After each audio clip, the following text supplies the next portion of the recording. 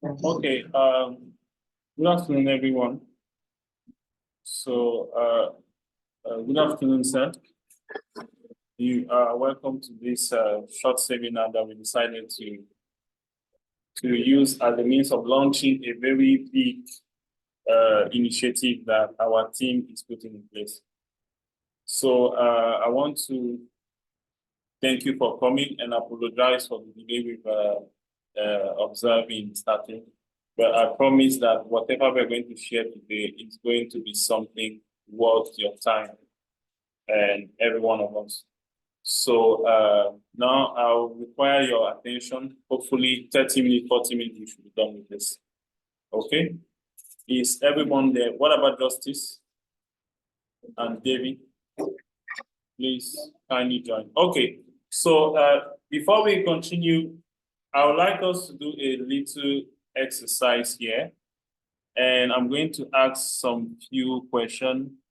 Let me see, I need to hide this. Okay, so we have a picture of two men. One says 7, one says 5. So who is right? I want the adults to tell me, first of all. 5 is right? Okay. Both of them are right. Okay, I made a mistake. I put my answer already there. I'm supposed to remove it. Well, the point is, if we look at things from our own perspective, we always be right within our own context, right? But and if we look at things like that, we will always have different opinion on one matter. But at the end of the day, what I said here, the only person that is right is the one who set the universal standard. For example, when today there's a question in the West about gender equality, about different genders and sex. You know, in America, for example, they don't just have 2 genders. They have male, female, and plus, plus, plus. You know, so those are different perspectives of seeing things. And in anybody's own perspective, you would be right. But the truth is that the person that is right is none of those two, but it's the one that set the standard. So when we don't have a standard with which we measure things, everybody can be right. Does that make sense? Okay, so the next question, what do you see? What do you see? A tree? Someone see a tree? Okay, 2 animals. Okay, what are the type of animals we see there? Okay, lion and gorilla. Okay, is that all? Is that all?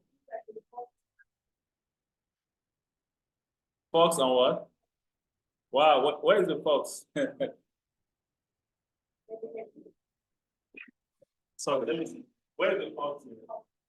Yeah? Where? Wow, I really, wow, that is serious. Wow, so, okay, I think we can see the tree, right? And obviously, this is a tree. There are 4 things that are there. Okay, there is a tree, there's 2 animals, there's another type of animal that is there. What is that? Fish, exactly, fish. All right. So we can see that the picture has a tree and 2 animals, but if you don't look closely, will you see those things? No, you won't see those things. So that's actually the power of perspective. You can see something for the face value, and then you think you have seen it all. But if you look very well, you will see that there's more to see, right? Okay. Next picture, what do you see? Everybody saw a baby. Okay, only the baby. And what? And what? Is that your? Okay. Uh-huh. Now we are seeing a lot of things now. That's good. There's tree, there's baby, there's sea, and there's a couple. Yeah, there's a couple. You can see that it looks like a man and a woman. All right. So still the power of vision or seeing or perspective. Now, today is about STEAM education, and you'll be wondering, why do I start with all of this? And there's a reason why I'm going to show you shortly. What do you see in your child? That is the idea. What you see in your child will determine your ability to properly guide him or her. What do you see? What do you want to see?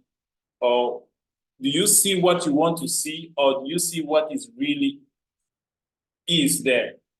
So most parents or teachers or educationists, when you are dealing with people, sometimes we project our own mind on them. And what we see is not actually what is, but what we want to see. And whenever it's like that, we always misjudge and fail in our ability to instruct and to educate. Okay, so that's going to be one of our major anchor for this seminar and for this awareness.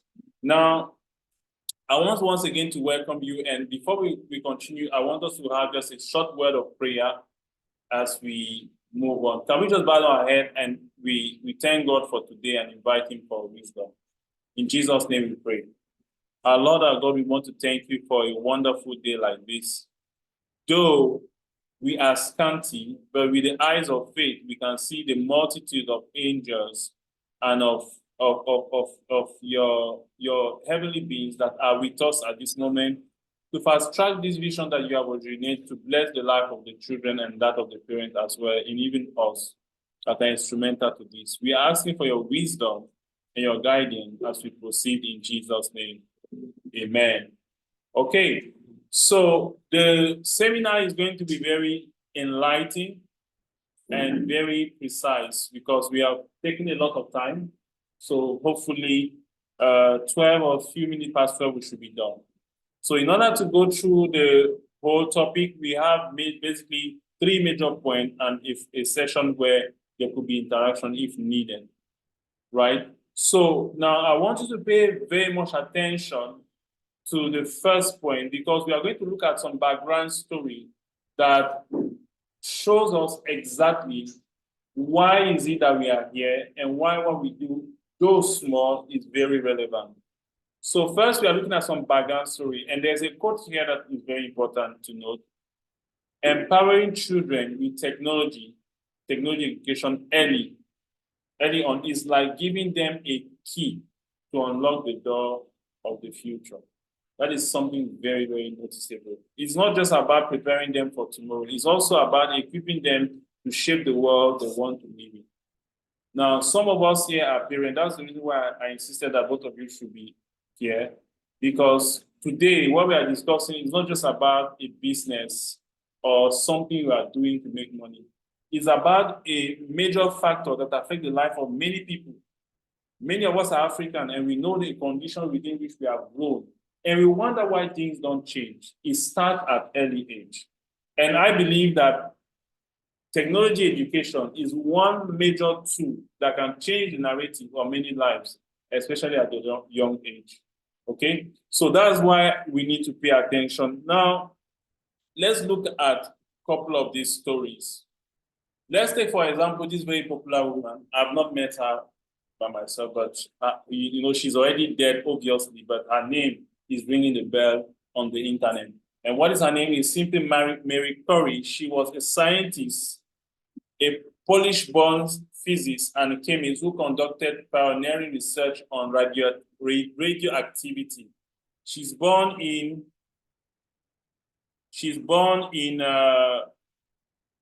sorry, let me see, someone is trying to join. Okay, the person is struggling to join when it comes. So she is, okay, somebody, all right.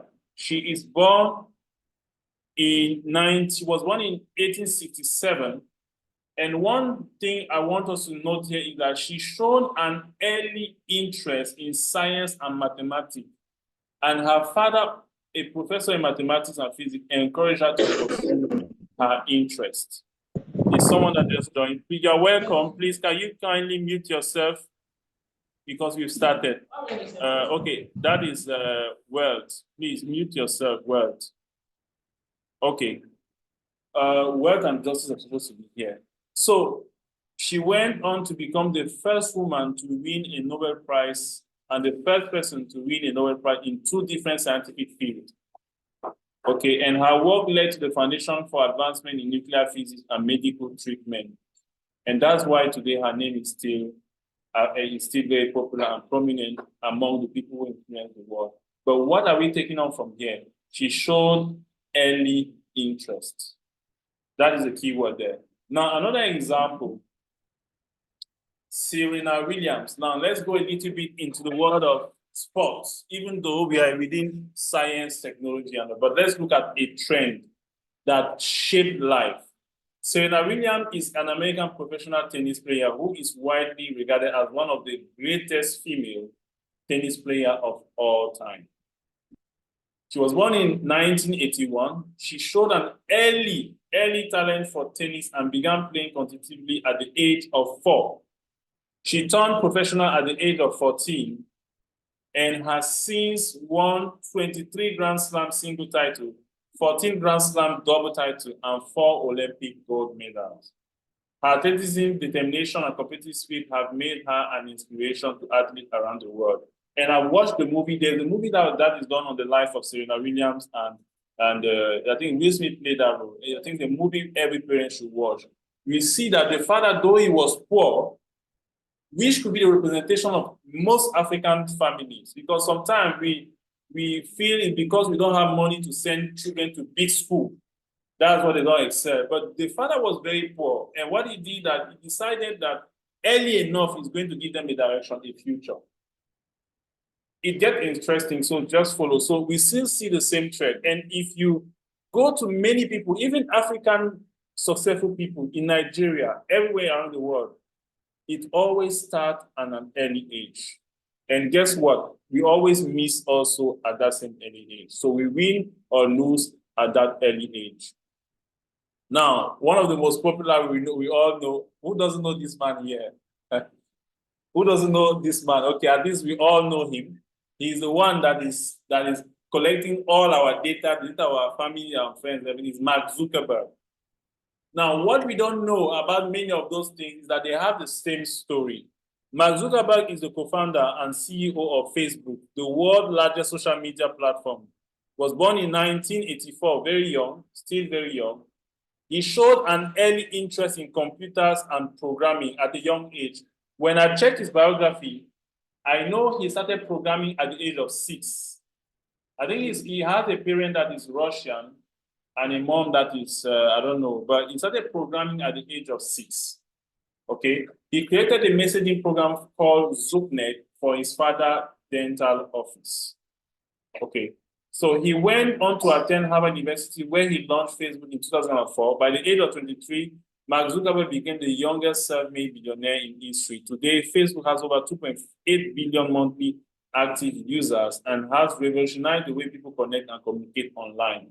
Where did it start? At an early age. That's just the truth. It's something you can confine and check anytime. It gets better. Now, one last surprise for you. Okay, I have also, in our current time, I've discovered this 14-year-old Nigerian living in the UK. So I want us to just play his video and let's see what we get from that. So I think I've downloaded it. It should be on desktop. Yes. So it's just a 3-minute video. So let's watch. Hello, children, please don't make noise. Watch the video because that should challenge you as well.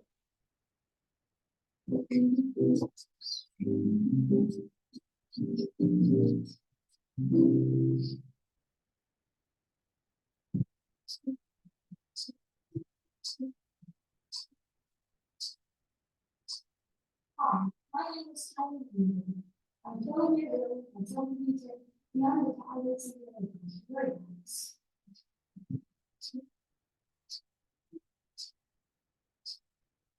When he was 4 years old, he started building robots. He turned his hobby into a business and he started teaching other skills, tech skills. I should know this is a business. teach children about secrets of the abilities of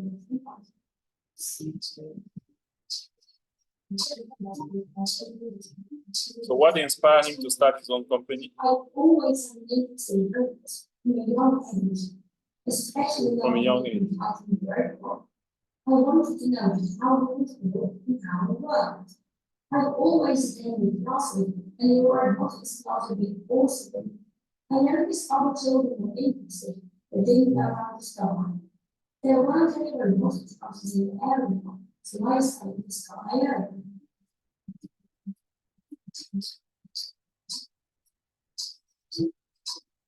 This project for me is I run classes in workshops, creating self-class topics, run admin duties. That's how he runs his business. At 14 years old. At 14 years old. This is all he does. I regularly workshop on the weekends and ensure I can talk in my school life is a fitness and hobbies. What kind of robot do you build with your students? So at 14 years old, he has students that do this. The children know that I was really excited to see what I'm going to do. So in my turn, to be able to make pretty much everything, all you need is a brick, which is pretty much a mind of the robot.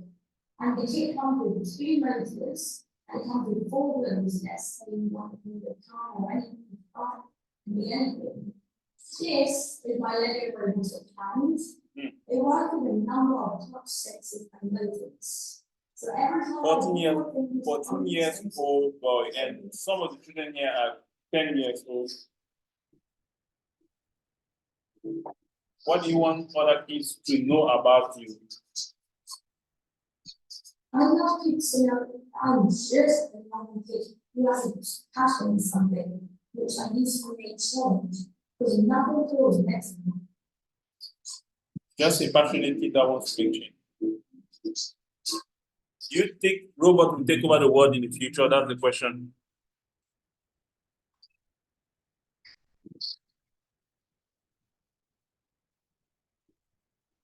Yeah, I think the robot will generally be right, but I do believe the robots will come out of everyday life, and we will need to learn to collaborate with them.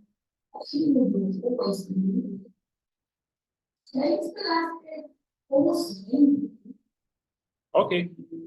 So thank you for watching, and we can go back to our presentation. So this is another story.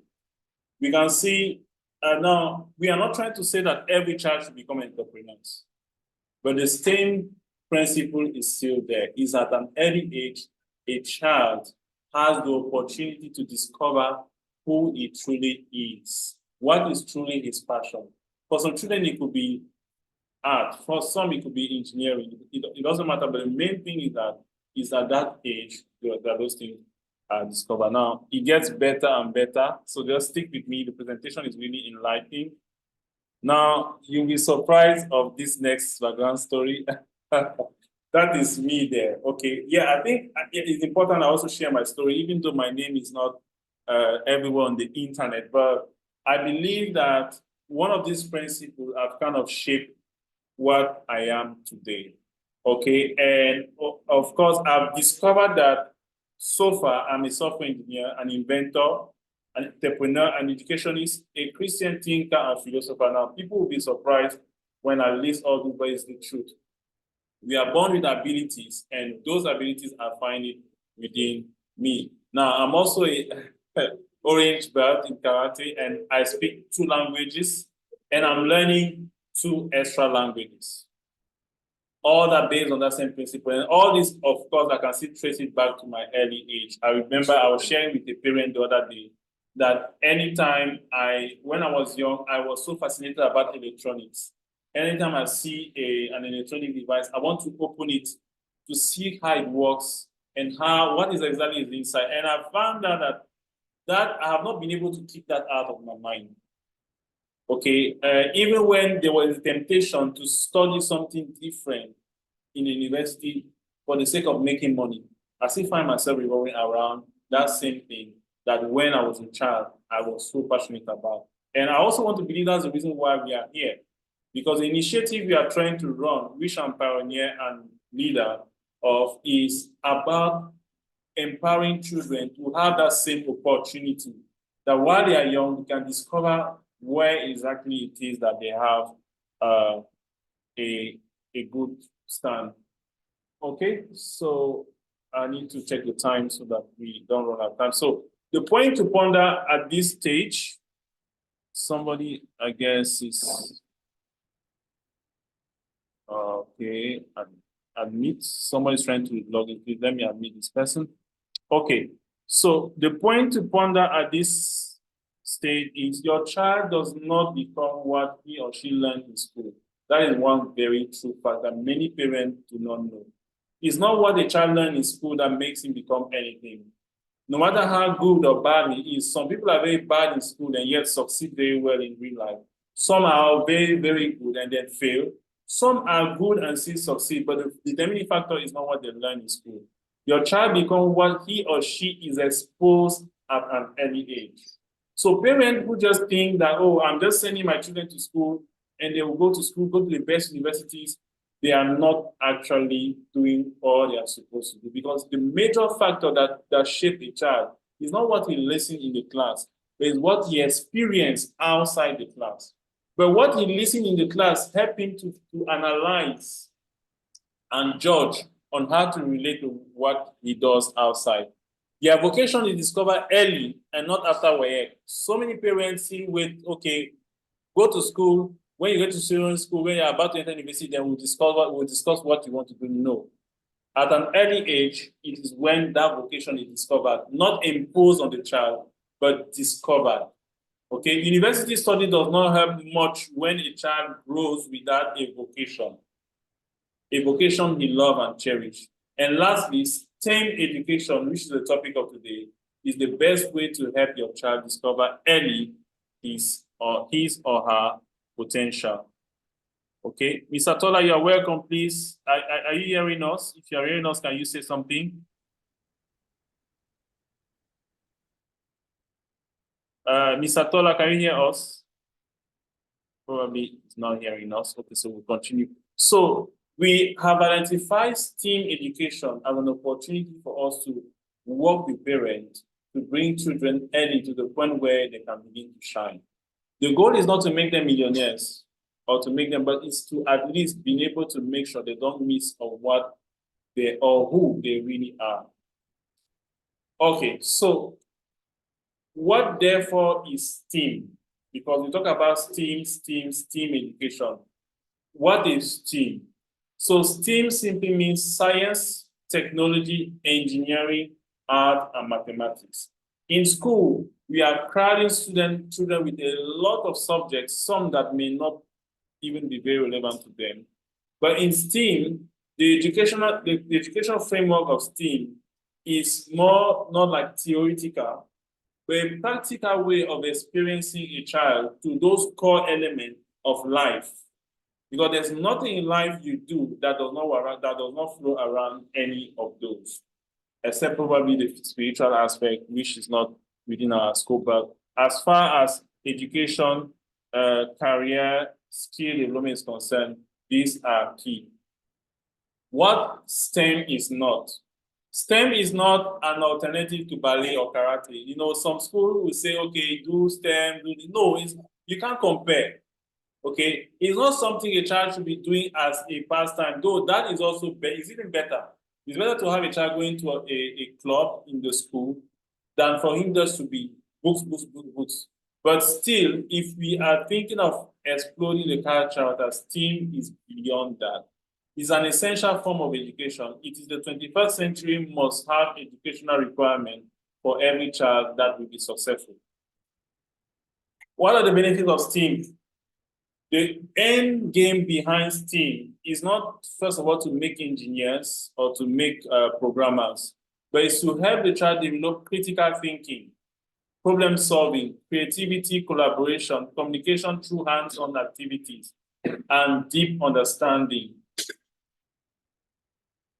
So at the end of the day, Good morning, how are you doing? Okay, so at the end of the day, STEAM education will be for every child. Whether the child wants to become a doctor or an artist or anything, he needs to be exposed to STEAM because that will help him to develop skills that come across almost every profession they will do in the future. So those key things is actually the end result of STEAM, while there will be some hands-on skill. So what are the benefits of STEAM again? Instead of studying each subject in isolation, say for example, today we do math, tomorrow we do, in STEAM, the subject are explored in an interconnected, they are interconnected. For example, they may learn about the principle of physics by building and launching rocket, or they may use coding skill to program a robot to create art. So everything is interwoven in STEAM. So it's not subject, but it's a relationship between core topic that relate that come across every sphere of life. Now, STEAM education also nurture important skills and competencies that are highly valued in the workforce of today and of the future. Most people will study a particular subject in university, and when they come to the workforce, they find themselves doing something else. Am I making sense, sir? Can you relate to things like that? That is, most people, you see, for example, engineers that become politicians. You see people who study medicine, but they end up being entrepreneurs. These are the factors that affect it. But at the core of the success of everybody is not their profession, is the core skill of problem solving, creativity, critical thinking. All those things are actually what helps to add them to infiltrate the society. Now, in today's technology-driven society, there is a growing demand for individuals who can think critically, adapt to new technology, work in collaboration. Now, with the advent of AI and robotics, most of the jobs that are manual will be automated. So we get to a stage where if all what you know how to do is what you were taught, you become outdated. You will need to be a critical thinker. You will need to rely on skills that can never expire, which is what we are talking about here in order to be able to survive in the economy of today. So what are the points to ponder at this point? Early creativity. Children in Europe and America are displaying creativity and innovation at a young age, showcasing their potential to excel in various fields. Why can it not happen in Africa as well? It will happen if we think that this is necessary. While some children are adept of creating things, others still struggle with the basic digital skill like using mouse or keyboard. This is not the area where a child should not know how to use a computer anymore. We have passed that stage. It is way, way, way past. So a parent should not just rejoice that the child is able to open the laptop and do some things. A child of 5, 10 years old should be able to create something with the computer. That is where we are now. So anything less than that is actually late. Yes, some may be privileged to send their children abroad, but how long will the person take to be able to discover himself again? So many children that are sent abroad, we see what they do is when they reach there, they discover themselves afresh. I have a lot of friends like that. So, number 3, potential for game-changing impact. Your child has the potential to be a game changer or excel in a vocation they are passionate about, showcasing unique talents and ability. It doesn't have to be when the person is 21 years old. God has given every child a special ability. Some may shine earlier than others, but still the process of helping them should be kicked off. Academic versus vocational education. Traditional academic education may not always align a child with a child vocation, but it can equip the child with skills to pursue it. So there's a need for a child to understand his vocation and then use his academic knowledge to be able to pursue that. Parental involvement. Parents play a crucial role in identifying and nurturing their child's talent and passion, ensuring they are supported in their journey towards fulfilling their unique potential. Indeed, it's only parents that can really facilitate that. The children on their own, even schools will fail at this. The responsibility is in the hand of the parent. So how do we now bridge the gap? I have 6 minutes before this ends, so I'll try to rush. But I think we have touched the core of the matter. Early age development, exposure to STEAM is a best way of investing value in the child's life. And what we want to see is children that are not just there, go to school, come back home, eat, sleep, and play. That is not supposed to be. When we expose them to things that can spark a vocation in them, we see that we are able to preserve them even from distraction, alcoholism, and all those things. Children that find themselves in that, most times we check, they have not discovered their vocation. Most people who enter cultism, pornography, and all, they have not discovered what they are supposed to invest their time in. So, and that's the result. So, how do we bridge the gap? Now, as a team, Eyes on 5 is launching what we call Eyes on 5 STEAM educational program. Our vision is to train children to be skilled and well equipped in STEAM. Around 3,000 children in Port Harcourt and Rivers State within the next 5 years, if possible less than that. So it's a long-term project, and we are starting here. We want to push. We believe that's going to be one of the major ways of affecting Africans, and we want to start with where we are. We want to establish centers across Port Harcourt and Rivers State. We want to train certified STEAM compliance educators to be able to facilitate the practice of this. And we want to partner, most importantly, we want to partner with every parent in raising children. So it's more about a partnership we want to do with parents, more than just come, send your child to us, and at the end of the month, pay us. That's not what we want. We want to discover what this child is capable of doing as we work together. So how does it run? Briefly, you enroll the child. Now we have version 1.0. It means as time goes on, it gets better and better, but we want to start somewhere. If we wait to have everything set, we're not going to make impact. So the version 1.0 is a 3-year program where we take children in batches of 10. So the first batch of children we're looking for 10 children with whom we are going to start a 3-year program. It's very flexible and stress-free because it's only on weekend. They have to come here, and it is just 3 hours maximum we spend with them. Now, during the program, we have 3 levels of certification: beginners, intermediate, and advanced. At the advanced level, we believe that they should be able to do competitions, do a lot of things. So in 3 years, every child that qualifies and attend at least 70% of the session, we want the child to be able to be different. So that's our commitment. And we have graduation every year. We have grading every 3 months. Every 3 months, there's grading and competition. We want to see, okay, you've been coming here now. After every 3 months, we want to see, okay, show us what you can do by yourself. And the result we present it to parents, and we organize a ceremony where we grade them every 3 months. But at the end of the year, we do graduation, and there's more also to it. Now, the first year, this year, what we intend to do is to give them the fundamental on robotics and engineering and programming. Remember, our goal is not to prepare them to just be robotic engineers and all, but we want to spark creativity, problem-solving skills. We want them to be busy and exposed to those things, and in the process discover where it is that they are good. And there's also the art factor that will come in later, because we believe it's not every child that is going to excellently do well in the technical aspect. So there's also the artistic aspect, but every child will definitely come across all of that. So, and we also want to do academic follow-up, because it is required that every child that join the program should be doing well academically. So what we want to do is, with the children, we are going to be requiring them to tell us about their assignment, their homework, and how they do in school. And if they do well, we score them. We encourage to do more. If they don't do well, we relate now with the parent on what can be done to help them grow. Because if the child fails academically, we have also failed.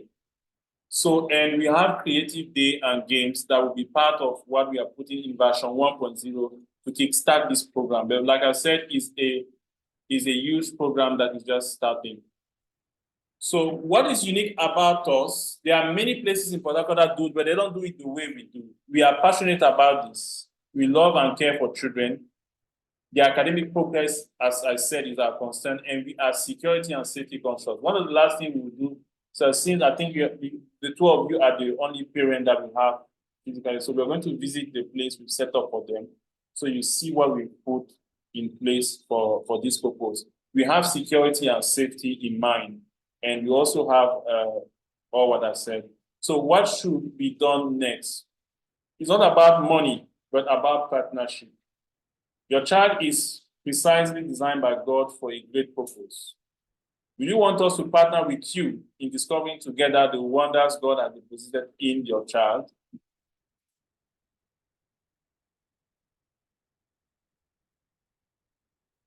Okay? So it's a partnership. We want to partner with parents in discovering. We don't pretend that when they will learn robotics, they will excel. No, there's something within the child, and by exposing them to those things, we want to discover. And how do we discover? When we start seeing them getting busy on their own, doing things. So if yes, then that's good. If no, it's still okay. But that's the call for every parent here. Would you want us to partner with you? So what do you do next? You just simply need to contact us, register your child. We are kicking off next month, which is March. And you need to ensure that your child attend at least 70%. Those of us who are online, the meeting is going to get off. So I'm going to send you message on WhatsApp. Okay? So there's going to be another follow-up seminar where those who could not attend will attend. So we need every children to attend at least 70% of the 3-month session. We know that there is not every Saturday the child can come here, but at least 70% should be covered because it's the exposure that will create the effect. So if the child missed a whole month and a half, it's pointless. So attendance is basic and